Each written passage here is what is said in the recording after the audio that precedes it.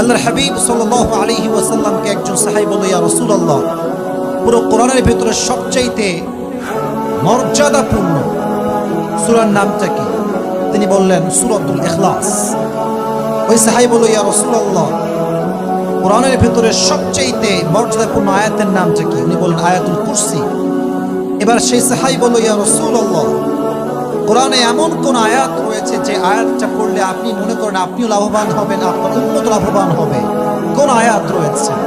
আল্লাহর হাবিব বললেন, দুটি আয়াত রয়েছে যেটি পড়লে আমার উম্মত এবং আমরা সবাই লাভবান হব। সে দুটি আয়াত হচ্ছে সূরা বাকারার শেষ দুটি আয়াত। সুবহানাল্লাহ পড়লেন না সবাই? এই দুটি আয়াত কখন নাযিল হয়েছে? হাদিসে আসছে, মেরাজের রাতে যখন নবীকে সালাত গিফট করা হয়, নামাজ গিফট করা হয়, তখন নামাজের সঙ্গে আল্লাহ তাআলা নবীজিকে সূরা বাকারার শেষ দুটি আয়াত গিফট করেছেন। সুবহানাল্লাহ পড়েন সবাই।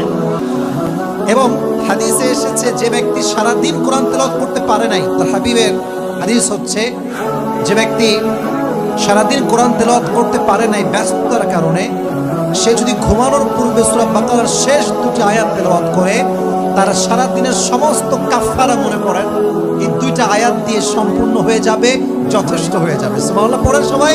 তাহলে এই সূরা বাকারার শেষ আয়াতের ফজিলত কোরআনে আছে না নাই?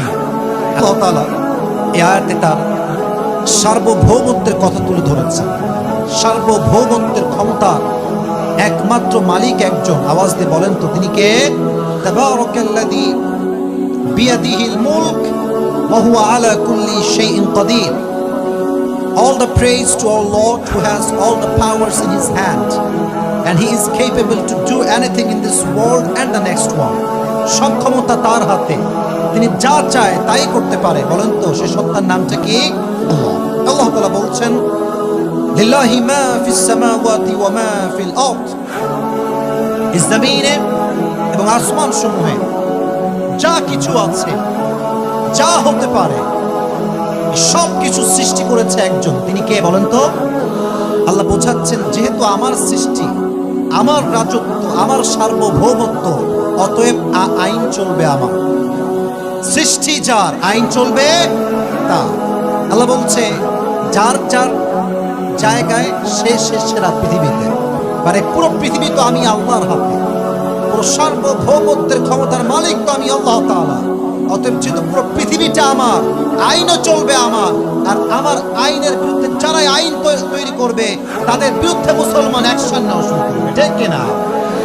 লিল্লাহি মা ফিস সামাওয়াতি ওয়া মা ফিল আরদ। আল্লাহ says in this ayah যে পুরো পৃথিবীতে, আসমানে, জমিনে যা কিছু আছে, এই সব কিছু হচ্ছে আমার অধীনে আছে।